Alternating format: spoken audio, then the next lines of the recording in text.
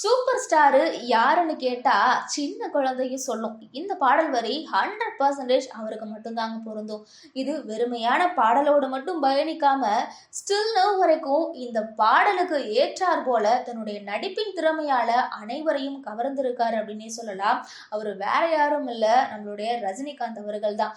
கிட்டத்தட்ட 50 வருடங்கள் முடிவடைய போகுது அவர் தமிழ் சினிமாவில் காலடி எடுத்து வைத்து. அப்போதிலிருந்து இப்போது வரைக்கும் அவரை தெரியாத தலைமுறையே கிடையாது. அந்த அளவிற்கு தனது ஸ்டைலாலும் நடிப்பாலும் திறமையாலும் பலரையும் கட்டி போட்டு வைத்துள்ளார் அப்படின்னே சொல்லலாம். இப்போ இருக்கக்கூடிய தமிழ் சினிமாவில் ஒரு சில ஆக்டர் உள்ள வராங்க அப்படின்னா ஒரு குறிப்பிட்டு 4 படங்கள் 5 படங்கள் நடிக்கிறாங்கன்னு வச்சுக்கோங்களேன். அதுல ஒரு 3 படங்கள் ஃபிளாப் ஆயிடுச்சு அப்படின்னா, ஐயோ நம்ம நடிச்ச 3 படமே ஃபிளாப் ஆயிடுச்சு அப்படின்னு சொல்லிட்டு ஒரு மன விரக்தியில சினிமா துறையில இருந்து ஒட்டுமொத்தமாக வெளியேறி போயிருவாங்க. ஆனா கிட்டத்தட்ட 50 வருடங்களாக பயணிக்கிறாரு ரஜினிகாந்த் அவர்கள். அவருடைய வாழ்க்கையில எத்தனையோ படங்கள் ஃபிளாப் ஆயிருக்கலாம். ஆனா அதனெல்லாம் பொருட்படுத்தாது அவருடைய வெற்றி பாதையை மட்டுமே நோக்கி பயணித்து தனக்கான ஒரு அங்கீகாரத்தை தானே செதுக்கி வாழ்ந்து கொண்டிருக்கிறார் அப்படின்னே சொல்லலாம். இப்படியான சூழ்நிலையில அவரோட லைஃப்ல நடந்த ஒரு சில இன்ட்ரெஸ்டிங்கான விஷயங்களை பத்தி தான் இந்த வீடியோ. ஸோ மிஸ் பண்ணாம ஃபுல் வீடியோவும் பாருங்க. சூப்பர் ஸ்டார் ரஜினிகாந்தோட பிறந்த நாள் நாளைக்கு வர இருக்கு. அவருடைய 74வது பிறந்த நாளை கொண்டாட இருக்காரு. இதற்காக அவருக்கு வாழ்த்து கூற உலகம் முழுவதும் உள்ள அவருடைய ரசிகர்கள் மிகவும் ஆர்வமாக இருக்காங்க அப்படின்னே சொல்லலாம். இப்படியான நிலையில அவர் தற்போது நடித்து கொண்டு இருக்கக்கூடிய கூலி படத்தோட அப்டேட் தான் இன்னைக்கு நள்ளிரவு 12 மணிக்கோ அல்லது நாளை மாலையோ வெளியாக அதிக வாய்ப்பு இருப்பதாக கூறப்படுகிறது. இப்படியான நிலையில சூப்பர் ஸ்டார் ரஜினிகாந்த் சென்னைக்கு, அதாவது தமிழ்நாட்டிற்கு முதல் முறையாக வந்த நிகழ்வு குறித்த பல விஷயங்களை பார்க்கலாம்.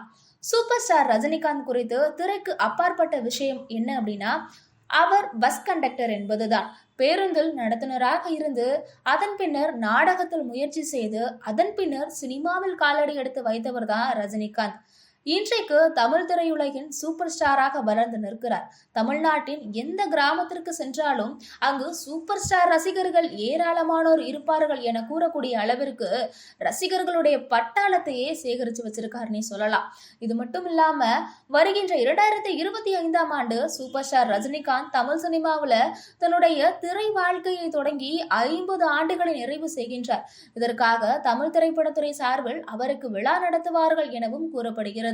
அதே நேரத்துல ரசிகர்களுக்காக ரஜினிகாந்த் தரப்பில் இருந்து அடுத்த ஆண்டு 2 படங்களை ரிலீஸ் செய்யவும் திட்டமிட்டுள்ளதாக கூறப்படுகிறது. இப்படியான நிலையில சூப்பர் ஸ்டார் ரஜினிகாந்த் தொடர்பாக பல சுவாரஸ்யமான விஷயங்கள் தான் ரசிகர்கள் தேடி தேடி படித்து கொண்டும் பார்த்து கொண்டும் இருக்காங்க அப்படின்னே சொல்லலாம். இப்படியான நிலையில சூப்பர் ஸ்டார் ரஜினிகாந்த் அவர்கள் சென்னைக்கு வந்தது பலருக்குமே தெரியாது. அதாவது ரஜினிகாந்த் அப்போது சிவாஜி ராவ் கேக்வாட் அப்படின்னு பெயர் மூலமாக அறியப்பட்டவர் தான். 10வது படித்து கொண்டு இருந்த காலகட்டம் அது. பள்ளியில் கட்டணம் செலுத்த சொல்லி அவருடைய அண்ணன் ரூபாய் 160 கொடுத்திருக்காரு. ஆனால் சிவாஜி ராவுக்கு படிப்பதில் ஆர்வமே இல்லை, மாறாக ஏதாவது தொழில் செய்வதில் தான் ஆர்வமே. எனவே பணத்தை பள்ளியில் கட்டுவது வீண் என யோசிச்சிருக்காரு.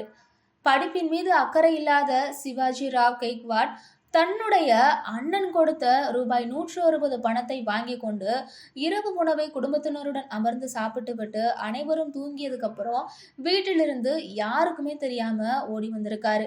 வந்தவர் நேராக பெங்களூரு ரயில்வே நிலையத்திற்கு போயிருக்காரு. அவர் வந்த நேரத்துல சென்னை செல்வதற்கான ரயில் நின்று கொண்டு இருந்திருக்கு. சென்னைக்கு டிக்கெட் வாங்கிய சிவாஜி ராவ் ரயிலில் ஏறி அமர்ந்து இருந்திருக்காரு. ரயில் சென்னை வந்ததுமே கடவுளை வேண்டிக் கொண்டு சென்னையில காலடி எடுத்து வச்சிருக்காரு. அப்போது ரயில் நிலையத்துல டிக்கெட் பரிசோதகர் பயணிகளோட டிக்கெட்களை சரிபார்த்து கொண்டிருந்திருக்காங்க. சிவாஜி ராவ் தன்னுடைய டிக்கெட்டினை தேடும் போதுதான் டிக்கெட் எங்கோ தொலைந்து விட்டது என்பது தெரிய வந்திருக்கு. டிக்கெட் பரிசோதகரிடம் சென்ற சிவாஜி ராவ் தான் எடுத்த டிக்கெட் தொலைந்து விட்டதாக கூறியிருக்காரு. இதை கேட்ட டிக்கெட் பரிசோதகர் சிவாஜி ராவை கொஞ்சம் ஓரமாக நிற்க சொல்லியிருக்காரு. நீண்ட நேரம் ஓரமாக நின்று கொண்டிருந்ததை பார்த்த சுமை தூக்கும் தொழிலாளர்கள் டிக்கெட் பரிசோதகரிடம் பேசி சிவாஜி ராவை, அதாவது ரஜினியை ரயில் நிலையத்திலிருந்து வெளியேற உதவி செஞ்சிருக்காங்க. ரஜினி சென்னைக்கு வந்து இறங்கியதும் எதிர்கொண்ட முதல் அனுபவம் இதுதான். ஸோ இந்த அளவிற்கு கொஞ்சம் கொஞ்சமாக இவ்வளோ கஷ்டப்பட்டு தான் இந்த லெவலில் சூப்பர் ஸ்டார் ரஜினிகாந்த் அவர்கள் இருக்காரு அப்படின்றது எல்லாரும் புரிஞ்சுக்கணும். இது போல சினிமா துறை மட்டும் இல்லை, எந்த துறையாக இருந்தாலுமே நம்ம கஷ்டப்படாமல் முன்னுக்கு வரவே முடியாது.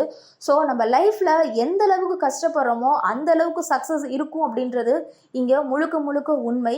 இது ரஜினிகாந்த் அவருடைய லைஃப்லையும் நடந்திருக்கு அப்படின்றது குறிப்பிடத்தக்கது. இது போன்ற சுவாரஸ்யமான அப்டேட்டுகளை தெரிஞ்சுக்கிறதுக்கு காந்தம் சேனலை சப்ஸ்கிரைப் பண்ணுங்கள். தேங்க்யூ.